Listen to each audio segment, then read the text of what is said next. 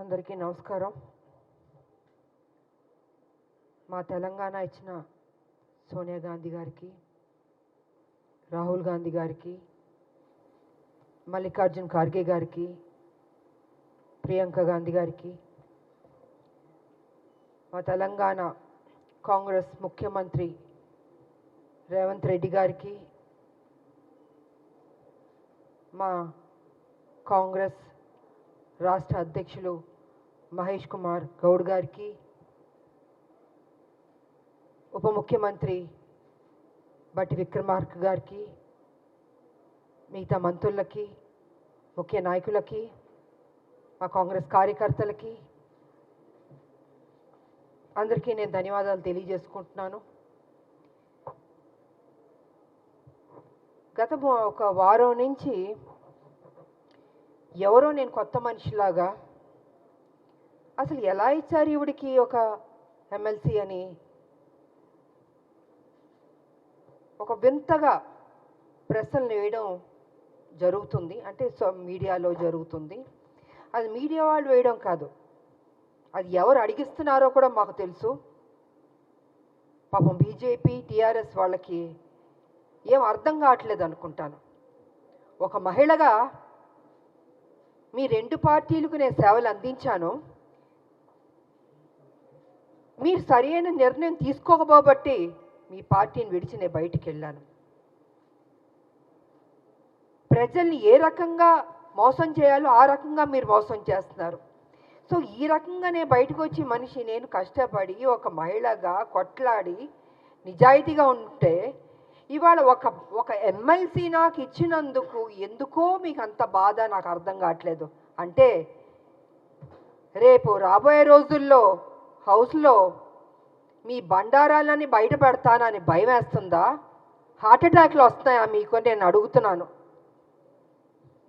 కేసీఆర్ గారు మీ పార్టీలో నా పార్టీని విలీనం చేయించుకున్నారు, తల్లి తెలంగాణ పార్టీని. మీరు నా ఎమ్మట పడ్డారు కానీ నా పార్టీని విలీనం చేయమని నేను మీ పార్టీలోకి వస్తానని నేను అనలేదు. ఈ రకంగా మీరు నా విలీనం చేయించుకొని నా చేత పని చేయించి ఉద్యమాలు అన్నీ చేశాను, కష్టపడ్డాను. కానీ మీరేం చేశారండి? ఒక మహిళని ఏ కాంగ్రెస్ తెలంగాణ ఇస్తాం అని చెప్పడం జరిగిందో అదే రోజు రాత్రి ఏ మాత్రం గ్యాప్ ఇవ్వకుండా, సమయం ఇవ్వకుండా, ఆ ఆనందాన్ని నేను తీసుకోనివ్వకుండా 12ంటికి సస్పెండ్ చేశాడు కేసీఆర్. వాస్తవాలు మాట్లాడుకుందామండి. ఎందుకు వాస్తవాలు కప్పిపుడుచుకుంటారు? విజయశాంతికి సంబంధమే లేదా? తెలంగాణ విజయశాంతి పోరాడలేదా? ఫర్ కైండ్ ఇన్ఫర్మేషన్ 1998 నా రాజకీయ జీవితం మొదలైంది బీజేపీ నుంచి. ఇది అందరికీ తెలిసిన సత్యం. ఒక ఓటు 2 రాష్ట్రాలు అనబట్టే నేను వెళ్ళాను నేను, కానీ వాళ్ళు నిలబెట్టుకోలేదు. అందుకే బయటకు వచ్చి తల్లి తెలంగాణ పార్టీ నడిపించాను నేను. ఒక మహిళగా ఆల్మోస్ట్ 4.5 to 5 years నేను ఉద్యమాలు చేశాను. అప్పుడు కేసీఆర్ గారు ఎక్కడున్నారంటే ఆయన టీడీపీలో ఉన్నారు. ఆయన టీడీపీలో ఉండి ఆయనకి మంత్రి పదవి ఇవ్వలేదు కాబట్టి అప్పుడు బయటకు వచ్చి ఆయన ఉద్యమం ఎత్తుకున్నారు. అప్పటికే నేను ఉద్యమం అన్నది స్టార్ట్ చేశాను.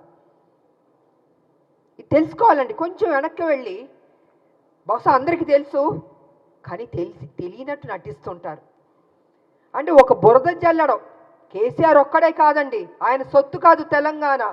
1200 మంది చనిపోయారు తెలంగాణలో, ఎంతోమంది త్యాగం చేశారు, ఎంతోమంది కొట్లాడారు. దాంట్లో ఒక ఆడబిడ్డగా నా వంతు నేను కృషి చేశాను నేను. అలాంటిది ఈరోజు ఒక ఎమ్మెల్సీ వచ్చినందుకు ఎలా వచ్చింది, ఎందుకు ఇచ్చారు, ఏం చేశారు, ఆవిడ ఎక్కడ ఏంటంటే ప్రశ్నలు. తెలంగాణ పార్లమెంట్లో 2 ఎంపీలు వెళ్ళారు కదా, 2 వెళ్ళినప్పుడు కొట్లాడుతున్నప్పుడు కేసీఆర్ ఎందుకు ఎగ్జిట్ అయిపోయాడండి? చివరిదాకా ఉంది. ఆ రోజు మా ఎంపీలు, కాంగ్రెస్ ఎంపీలు అందరూ ఉన్నాం, పెప్పర్ స్ప్రేలు కొట్టారు. నార్త్ ఎంపీలు అందరూ చితక బాదుతున్నారు మమ్మల్ని ఎంపీని. నేను మీరా కుమార్ గారిని ఇలా పట్టుకుని నిలబడ్డాను నేను. ఇంత చేస్తే ఇదండి మీరు మాకు చూపించే కృతజ్ఞత? ఇదా మీ కుట్రబుద్ధి? అంటే మీకు బడుగు బలహీన వర్గాలంటే నచ్చదు దొర, మీ దొర బుద్ధేతో చూపించుకుంటున్నారు. అందుకే నిన్ను దొర అంటున్నాను నేను. బడుగు బలహీన వర్గాలకి గౌరవం ఇవ్వడం నేర్చుకోండి. అదే బడుగు బలహీన వర్గాలు బీసీ కానీ ఎస్సీ కానీ ఎస్టీ కానీ మైనార్టీ కానీ లేకపోతే మీరు ఈరోజు ఈ పొజిషన్లో ఎక్కడ ఎలాగుంటారు? మీరు గతంలో ముఖ్యమంత్రి ఎలా అయ్యారండి? మీ దొరలు ఒక్కళ్ళే వేస్తారా? ఇంతమంది ఓటు వేయబట్టి మీరు ముఖ్యమంత్రి అయ్యారు, ఇంతమందికి త్యాగం చేయబట్టి మీరు ముఖ్యమంత్రి అయ్యారు. అది గుర్తుపెట్టుకోండి దొరగారు. నిన్న వేయడం కాదు రాములమ్మ మీద, మీలా పిరికి బందని నేను మాత్రం కాదు. గచ్చున్న మహిళని, త్యాగం చేసిన మహిళని, నా ఆస్తులు అమ్మి పెట్టాను తెలంగాణకి. ప్రతిరోజు మీరు నన్ను అవమానించారు, నాతో పని చేయించారు, నేను ఉద్యమాలు చేశాను. నా పార్టీ, నా తల్లి తెలంగాణ పార్టీ ఉంటే మీరు హింస పెట్టి ఆ రోజు జయశంకర్ గారిని నా దగ్గర పంపించి విలీనం చేయండి అని చెప్పింది మీరు కాదా? నేను విలీనం చేస్తానన్నానా నేను? సరే, ఇద్దరూ తెలంగాణ కోసం కొట్లాడుతున్నప్పుడు వేరువేరుగా వెళ్ళకూడదని ఒక దీంతో పెద్ద మనసుతోటి నా పార్టీని నేను విలీనం చేయడం జరిగింది. అంతేగాని వేరే ఏదో ఆలోచనతో మాత్రం కాదు. ఎందుకు చెప్తున్నానంటే అసలు తెలంగాణకి విజయశాంతికి సంబంధమే లేదన్నట్టు మాట్లాడుతుంటే చాలా అసహ్యంగా కూడా ఉందండి. ఒక ఆడబిడ్డని మెచ్చుకోవడం నేర్చుకోండి. మీకు మెచ్చుకోవడం మనసు రాకపోతే నోరు మూసుకొని కూర్చోండి. అంతేగాని మీ ఇష్టం వచ్చినట్టు ఎందుకు ఇచ్చారంటే ఇచ్చారండి కాంగ్రెస్ ఒక ఎమ్మెల్సీ. ఆ ఎమ్మెల్సీ ఇచ్చినందుకు కూడా మీకు అంత బాధ వేస్తుంది బీజేపీకి, టీఆర్ఎస్ అంటే. మా రాజకీయ నాయకుల శత్రువులారా బంద్ చేయండి. మా ఉద్యమ నాయకులు మేము మిమ్మల్ని వదిలిపెట్టాం. మీరు చేసే మోసాల్ని తెలంగాణలో ఏ రకంగా మళ్ళీ మీరు ఎంటర్ అవ్వాలనుకుంటున్నారో ఇంకో విషయం కూడా నేను చెప్పదలుచుకున్నారు. బీజేపీ ఏం చేయబోతుందంటే నెక్స్ట్ స్టెప్, ఏ తెలంగాణ వ్యతిరేకించిన శక్తులు ఉన్నారో వాళ్ళందరినీ మొత్తం తిప్పబోతున్నారు తెలంగాణలో. మళ్ళీ బ్యాక్ టు స్క్వేర్ వన్ని తెలంగాణ తీసుకురాబోతున్నారంటే వాళ్ళ పెత్తనం ఉండాలి. వ్యతిరేకించిన శక్తుల్ని, తెలంగాణ ఉద్యమం నాయకులు ఉండకూడదు, తెలంగాణ ప్రజలకి ప్రాధాన్యత ఉండకూడదు, మళ్ళీ బాంచన్ని కాలు మొక్కుతాననే పరిస్థితికి బీజేపీ తీసుకురాబోతుంది. ఇది సత్యం, ఇది తెలుసుకోవాలి అందరూ. అందుకే ఎవరు ఉద్యమ నాయకులు ఉన్నారో వాళ్ళందరినీ తొక్కేద్దాం, వాళ్ళ నోరుని బంద్ చేద్దాం. వాళ్ళు కనపడకూడదు, వినపడకూడదు, మాట్లాడకూడదు. ఇదే కదా మాతో చేసింది మీరు. మీ పార్టీలో ఉంటే ఏం గౌరవాలు ఇచ్చారు? ఎందుకు మీ పార్టీని బయటికి వెళ్ళాల్సి వచ్చింది? వాస్తవాలు ఇదండి. ఆ రోజు మీ బీజేపీలో కొంచెం వెనక్కి వెళ్దామండి. నేను మొన్న బీజేపీలో ఉన్నప్పుడు ఒక విషయం మీరు గుర్తుపెట్టుకోండి. కిరణ్ కుమార్ రెడ్డి గారు తెలంగాణను వ్యతిరేకించి ఆయన అసభ్యకరంగా మాట్లాడి తెలంగాణ ఉద్యమానికి నేను ఒక్క పైసా ఇవ్వను తెలంగాణకి, ఏం పీక్కుంటారో పీక్కోండి అన్నాడు కదా ఆయన. అలాంటి ఆయన్ని, తెలంగాణకు వ్యతిరేకున్న మనిషిని మొన్న బీజేపీలోకి ఎంటర్ అవుతే నాకు నిజంగా ఉండబుద్ధి అవ్వలేదు. ఆ స్టేజ్ మీద నేను వాకౌట్ అయిపోయి వెళ్ళిపోయాను. నేను ఎవరంటే కిషన్ రెడ్డి గారి ఫ్రెండ్ ఆయన. ఆ రోజు నుంచి బీజేపీకి నా మీద ఒక కక్ష. అంటే వాళ్ళ మనుషుల్ని తెలంగాణ వ్యతిరేక శక్తిని వస్తే అక్కడ నేను బయటికి వెళ్ళిపోతున్నానంటే చూపించుకోకూడదు. ఎందుకు చూపించుకోకూడదండి?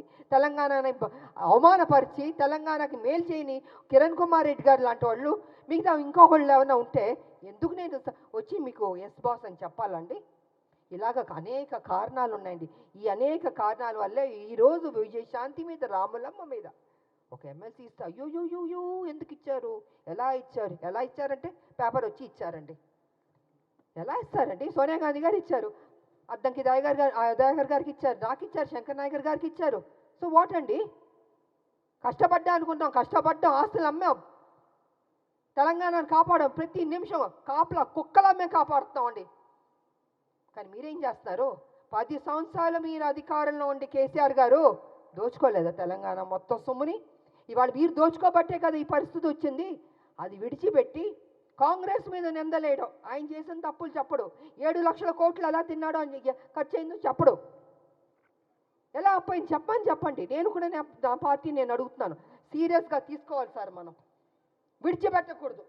దీన్ని ఎంత దూరం వరకు తీసుకెళ్ళా? 7 లక్షల కోట్ల అప్పు ఎలాగైంది చెప్పమనండి. దాట వేయడం కాదు, నా మనిషిని మాత్రం విడిచిపెట్టకూడదు. నువ్వు ఉద్యమాలు అని చెప్పి నీకు చేతిలో తెలంగాణ పెడితే నువ్వేం చేసావు? 7 లక్షల 1 మినిట్ సార్, 7 లక్షల కోట్లు అప్పులు చేస్తామండి. మిగులు బడ్జెట్ నుండి అప్పులు రాష్ట్రానికి ఎందుకు వెళ్ళింది? ఎక్కడెక్కడి నుండి డబ్బులు తిన్నావు? కాళేశ్వరం దగ్గర నుంచి, ల్యాండ్ల దగ్గర నుంచి. నేను పిల్లు కూడా వేసాను, కొన్ని ల్యాండ్లు అమ్మేస్తుంటే పిల్లు వేసానండి నేను. ఇలా ఎన్నో జరిగినాయండి. అందుకే వాళ్ళు చెప్తున్నాను నేను, కేసీఆర్ వాస్తవాలు నువ్వు మాట్లాడాలి. సమయం దగ్గర పడింది. నువ్వు చేసిన తప్పులు చెప్పాల్సిందని మేము విడిచిపెట్టాం.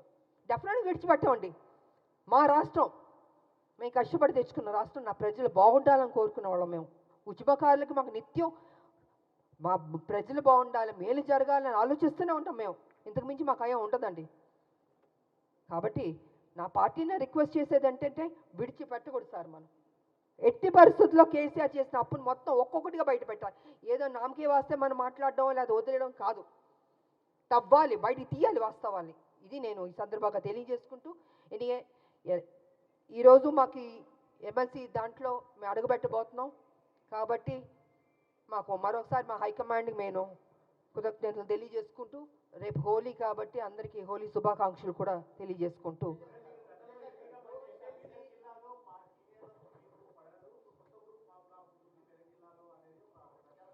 నేను చెప్పనండి, కేసీఆర్ గారు అక్కడ వాళ్ళ ఎంపీలు ఉన్నారు, వాళ్ళ ఎమ్మెల్యేలు కూడా కొంతమంది ఉన్నారు కదండి. ఇలాగే ప్రెస్లో చెప్పించే వాస్తవాల్ని కప్పిపుచ్చి అవాస్తవాల్ని ముందుకు తీసుకొస్తున్నాడండి కేసీఆర్. నాకు అక్కడ ఉన్న వాళ్ళకి ఎవరు పడలేదని మీకు ఎవరు చెప్పారు? మేము చెప్పానా? లేదా అక్కడున్న మా కాంగ్రెస్ వాళ్ళు ఎవరన్నా చెప్పారా? ఎవరు చెప్పలే కదండి. ఇప్పుడు ఎమ్మెల్సీ ఇచ్చినందుకు కూడా ఏంటి అని ఆయన కదా స్ప్రెడ్ చేస్తున్నాడు. ఆయన కదా ఈ రకంగా మాట్లాడుతున్నాడని మీకు తెలీదా అండి? మీ మీడియా సోదరులకు తెలీదా? నేనేం పని చేశానని 1998 నుంచి నేను పనిచేసింది తెలీదా? 28 ఏళ్ళు ఎలాగా పనిచేశానండి? పార్లమెంట్లో కొట్లాడని తెలీదా? ప్రజలకు తెలీదా? మనం నా నోరు మీరు మూయొచ్చు, మీ నోరు నేను మూయొచ్చు, కానీ ప్రజలు చూస్తున్నారు కదా. ప్రజలకు తెలీదా రామలమ్మ ఏ రకంగా కష్టపడిందని?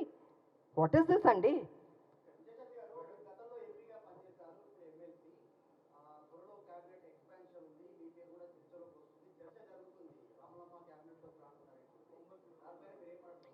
సార్ నాకు అది తెలియదండి, నాకు నిజంగా తెలీదు. నాకు హైకమాండ్ ఈ బాధ్యత ఇచ్చింది.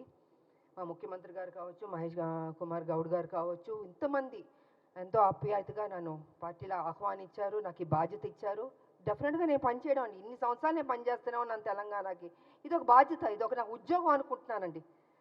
వేరే ఇంక నేనేం అనుకోవట్లేదు. ఈ ఉద్యోగానికి ప్రతిపక్షాల నోర్లు ముయించాలి, వాళ్ళు చేసిన తప్పుల్ని ప్రజలకు తెలియజేయాలి, ఏ రకంగా లూటీ చేశారో అది బట్టబయలు చేయాలని అదే నేను కోరుకుంటున్నాను. అంతకంటే నా మైండ్లో ఏమీ లేదు అసలు. నా మైండ్లో ఏ ఆలోచన లేదు అసలు. ఇది కూడా ఆలోచన లేదు. ఇవన్నీ ఒక్కొక్క బ్రేకింగ్ న్యూస్లో వస్తుంటే నేనే చూస్తూ ఉన్నాను, మీతో పాటు నేను చూస్తున్నాను. నేను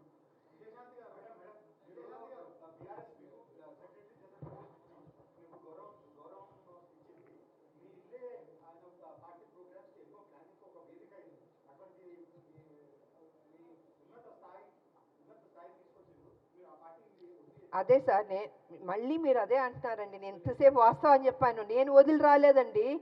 కాంగ్రెస్ తెలంగాణ ఇస్తున్నామని చెప్పగానే అదే రోజు రాత్రి 12ంటికి నన్ను సస్పెండ్ చేశాడు. కారణమే లేదు. ఆయన అడగండి ఎందుకు చేశారు మీరు? రామలమ్మని కష్టపడింది కదా, బై ఎలక్షన్స్ కష్టపడింది, కొట్లాడింది. నీ పార్టీ డౌన్ అయిపోతుంటే మరి 2009 ముందు తీసుకుని చేర్చుకున్నావు కదా రామలమ్మని. నా సొంత పార్టీ ఉంది అప్పటికి. పార్లమెంట్లో నువ్వు లేవు కదా, పారిపోయావు కదా హౌస్ నుంచి. మరి నేను కదండి ఉన్నాను చివరిదాకా బిల్లు పాస్ అయ్యే వరకు. మరి మాట్లాడండి మీరు మీడియా సోదరులు. నన్ను ప్రతిదీ అడుగుతుంటే నేనేం చెప్పనండి? మీకు వాస్తవం తెలుసని నాకు తెలుసు. So please try to ask him అండి. 10వ చెల్లెలు కడుపులో పెట్టుకుంటాను, నెత్తి మీద పెట్టుకుంటాను, తీసి కాళ్ళలో పడేశాడు.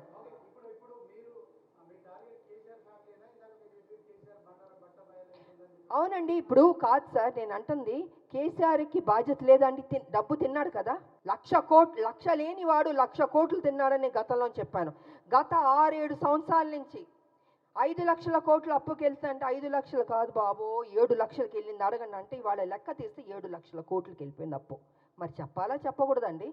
ఆయన చేసిన తప్పుని చెప్పకుండా ఎంతసేపు కాంగ్రెస్ని పుచ్చుకుని మీరు తప్పు చేస్తారు ఏం చేస్తావు? నువ్వు చేయబట్టి తప్పే కదా, నువ్వు చేయబట్టి అప్పే కదండి. ఇవాళ అవస్థపడుతున్నారు, ప్రతిదానికి ఇబ్బంది అవుతుందండి. జీతాలు ఇవ్వన ఇబ్బంది, స్కీమ్స్కి ఇవ్వాలి డబ్బులు ఇవ్వాలనే ఇబ్బంది, ఎన్ని ఇబ్బందులు ఉన్నాయని బికాస్ కేసీఆర్ వల్లది. నేను అదే చెప్తా. ఒక్క నిమిషం సార్, అలాంటి వ్యక్తిని నువ్వు సమాధానం చెప్పాలి. విడిచిపెట్టవు. మీరు అసెంబ్లీకి ఎందుకు రావట్లేదండి? ఎందుకు రావట్లేదు నేను అడుగుతున్నాను. మీకు ఓటు వేశారు కదా, మిమ్మల్ని గెలిపించారు కదా, మీరు అపోజిషన్ లీడర్లో కూర్చోరా? అంత మీరేమైనా గొప్ప స్థాయి నుంచి వచ్చారా? మీరు కింద నుంచే కదా వచ్చారు. ఇప్పుడు ఈ డబ్బు ఈ కోట్లు అన్నీ ఎక్కడి నుంచి వచ్చిందండి? మా తెలంగాణ నీకు వేసిన భిక్షం కాదు, నువ్వు గుంజుకున్నావు, మోసం చేసావు. సో కాబట్టి నేనేమంటున్నానంటే నువ్వు రా, అసెంబ్లీకి రా, కూర్చో. నువ్వు తప్పు చేయలేదంటే చెప్పు, లెక్కలు ప్రతి వన్ బైగా లెక్కలు తీసి చెప్పాలి. నువ్వు పబ్లిక్కి చెప్పాల్సిన బాధ్యత నీకుంది. ఉద్యమాలు చేసిన వాడిని చెప్పుకుంటున్నావు, పులి నోట్లో తలకాయ పెట్టాను, నేను ఒక్కడనే కష్టపడ్డాను. నువ్వు ఒక్కడే కష్టపడలే, అందరు కష్టపడబట్టే తెలంగాణ వచ్చింది. నువ్వు అందరినీ వాడుకున్నావు, అందరితో పని చేయించుకున్నావు, నువ్వు మహారాజులా ఎంజాయ్ చేస్తున్నావు. ఏమండి కాదండి, ఇన్ని సంవత్సరాల నుంచి మేము ప్రజల్లోనే ఉన్నామండి. కేసీఆర్ లాగా ఏసీ రూమ్లో పడుకోలేదు, కింద నుంచే మేము వచ్చాం, అరెస్టులు అయ్యాం, జైల్లో కూర్చున్నాం, ఆస్తులు అమ్మాం. ఆయనలాగా డబ్బు తిన్నింది కాదండి మేము. మా డబ్బు మేము కష్టపడి సంపాదించిన డబ్బు పెట్టామండి. ఎందుకు నా ప్రజలు అనుకున్నాను. నేను ప్రజల్ని ప్రేమించాను, కానీ కేసీఆర్ ఎప్పుడు ప్రజల్ని ప్రేమించలేదు. ప్రజల దగ్గర దోచుకుందాం, ఉద్యమం పేరు చెప్పి అనేది చేసుకున్నాడు. అదే జరిగింది. ఇవాళ నేను రాను, అయ్యో మా నాన్న రాడు అసెంబ్లీకి, ఎందుకు రాడంటున్నా నేను రా అంటే భయమా? అప్పుడు తప్పు చేసావనే కదా నువ్వు. అవునా కాదా చెప్పండి సీనియర్, అవునా కాదా? మీరు అడగాలి అన్న, మీరు అడగకపోతే ఎలాగా? సో అడగాలండి. ఎవరి కోసం? ఇప్పుడు అడ్డంకి టైగర్ కోసం, నా కోసం, లేకపోతే మహేష్ కుమార్ గౌడ్ గారి కోసం కాదు. అది ప్రజల దగ్గరికి వచ్చి నువ్వు సమాధానం చెప్పుకోవాల్సిన బాధ్యత నీకుంది. ద్వారా చెప్పకపోతే మేము విడిచిపెట్టాం.